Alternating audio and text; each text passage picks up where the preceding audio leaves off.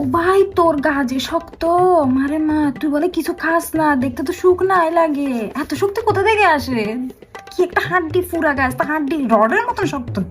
বাবা, তুই এত খাবার খাস, তোকে তো দেখে মনে হয় না।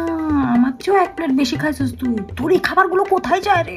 এইখানেও নেই, এখানেও নেই, কোথাও মাংসও নেই, গালেও নেই, কই যায় তোর খাবার এত? হ্যাঁ, তুমি যে শুকনা, তোমাকে তো ফু দিলে উড়ে চলে যাবা গা, এত শুকনা তুমি। সাবধানে থাকিও, যেখানে পাতা সবে সেখানে যাইও না আবার, ঠিক আছে?